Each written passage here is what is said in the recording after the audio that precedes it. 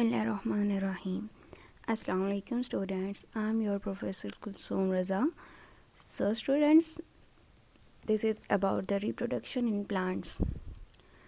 Lecture start करने से पहले स्टूडेंट्स, अगर आपने मेरा चैनल सब्सक्राइब नहीं किया तो फ़ौरन से सब्सक्राइब कर लें ताकि आपको नेक्स्ट लेक्चर इजीली अवेलेबल हो सके.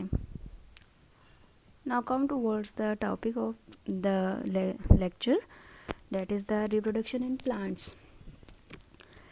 Reproduction in plants, last lecture में हमने बेसिकली देखा था कि दो मेथड्स होते हैं, sexual and the asexual reproduction.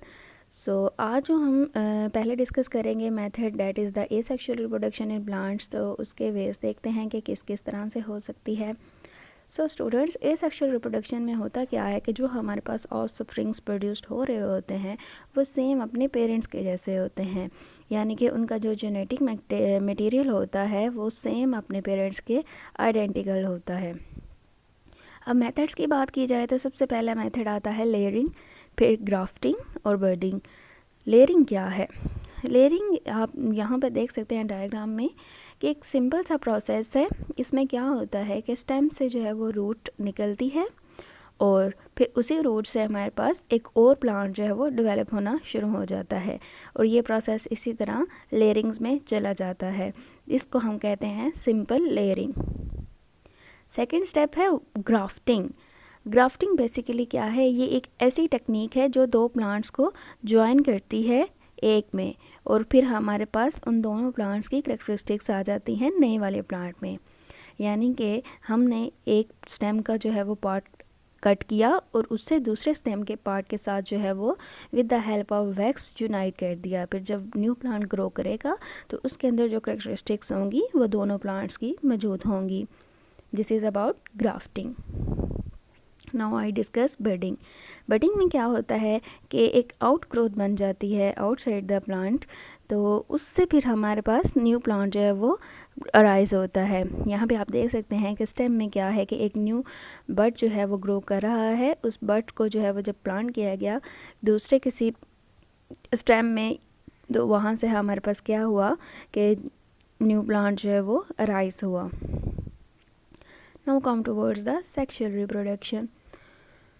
So students, sexual reproduction में हमेशा याद रखिएगा कि दो पेरेंट्स इन्वॉल्व होते हैं, मेल एंड द फीमेल. तो प्लांट्स में जब बात की जाए तो प्लांट्स का जो साइकिल होता है वो डिप्लोहैप्लॉन्टिक होता है.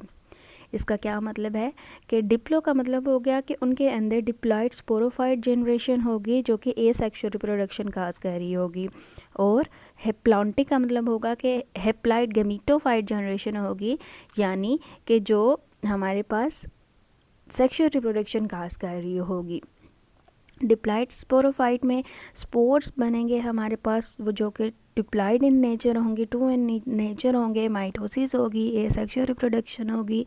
फिर जब हैप्लॉइड यानी कि half number of the chromosome material, gametophyte यानी कि प्लांट्स के अंदर गैमीट्स बन जाना, ओवरी एंड द स्पर्म्स का बनना जो कि मियोसिस काज करेंगे, तो ये एक ऑल्टरनेशन ऑफ जनरेशन का साइकिल स्टार्ट हो जाएगा.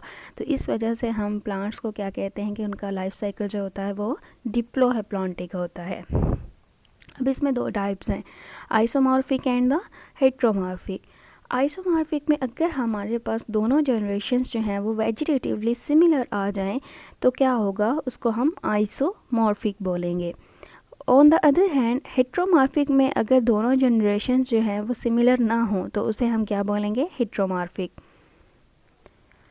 Seed plants.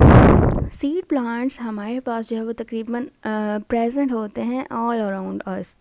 क्यों इनकी जो है वो काफ़ी सारी जो है वो हमारे पास रीज़न्स हैं कि क्यों ये इतने ज़्यादा प्रेजेंट होते हैं प्रीडोमिनेंटली. उनके सबसे पहली और मोस्ट इम्पॉर्टेंट जो रीज़न है वो ये है कि ये मॉडिफाइड कर लेते हैं फ्लावर्स को, इन्फ्लोरेसेंस कर लेते हैं. किस लिए? For the process of pollination. Pollination में क्या होता है कि हमारे पास पोलन ट्यूब होती है, उस पोलन ट्यूब के ज़रिए गैमीट्स ने ट्रांसफ़र होना होता है from male to the female parts. अब देन दूसरी जो हमारे पास मेन उसके मैकेनिज़्म के अंदर जो है वो पॉइंट है वो प्रोटेक्शन है.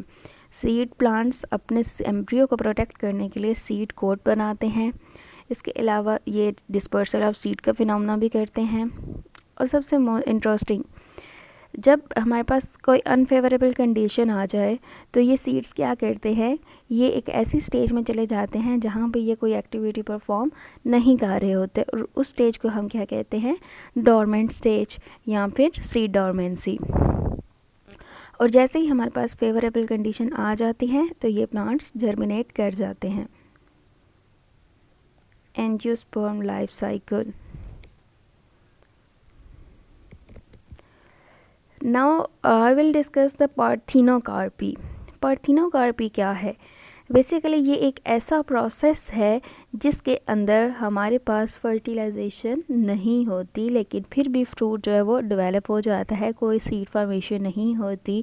इस प्रोसेस को हम क्या कहते हैं, इस डेवलपमेंट को क्या कहते हैं, पार्थेनोकार्पी कहते हैं। और ये हो किन किन में रहा होता है, बनाना, पाइनएप्पल्स, ग्रेप्स, ऑरेंजेस एट्सेट्रा।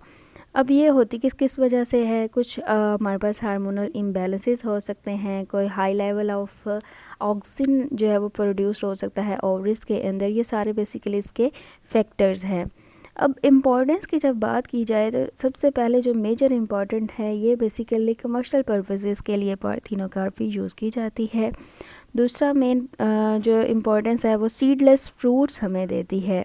इसके अलावा इन क्वालिटी को भी इम्प्रूव करती है और ऑफ सीज़न प्रोडक्शन भी देती है, यानी अगर किसी फ्रूट का जो है वो सीज़न नहीं है तो भी जो है वो हमें पार्थेनोकार्पी के ज़रिए वो फ्रूट जो है वो अवेलेबल होता है। देन प्रोटेक्टेड कल्टीवेशन को भी जो है बेसिकली ये प्रोटेक्ट कर रही होती है। इसके अलावा reduced cost of the cultivation, यानी जो कल्टीवेशन करते हुए हमारे पास जो कॉस्ट होती है वो बहुत एक्सपेंसिव होती है, तो ये उसको भी कम कर रहा है। तो इस हवाले से पार्थेनोकार्पी हमारे पास बहुत इम्पॉर्टेंट है। Seed dormancy. सीड डोरमेंसी क्या है?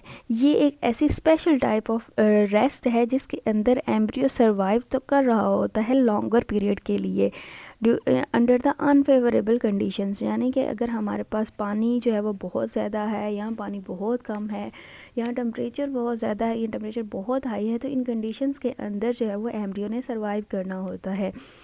तो इस वजह से वो क्या करता है कि वो डोरमेंट हो जाता है अपनी जो है वो ड्यूरिंग द अनफेवरेबल कंडीशंस। इस पीरियड में होता क्या है कि एम्ब्रियो क्या करता है, अपने आप को सीज यानी स्टॉप कर लेता है, लिमिट कर लेता है किस चीज़ को, ग्रोथ को। वो ग्रो नहीं करता, वो कोई एक्टिविटी परफॉर्म नहीं करता, तो ये उसके सर्वाइवल के लिए जो है वो बहुत ज़्यादा इम्पॉर्टेंट है। फिर जैसे ही हमारे पास जो है वो फेवरेबल कंडीशंस आती हैं तो ये जर्मिनेट कर जाते हैं। This is about the seed dormancy. इसके अंदर एग्जांपल्स में क्या हो सकता है, chemical inhibition, temperature, light after ripening, thick seed code और केमिकल ट्रिगर्स फॉर जर्मिनेशन। ये बेसिकली उसकी जर्मिनेशन के फैक्टर्स हैं।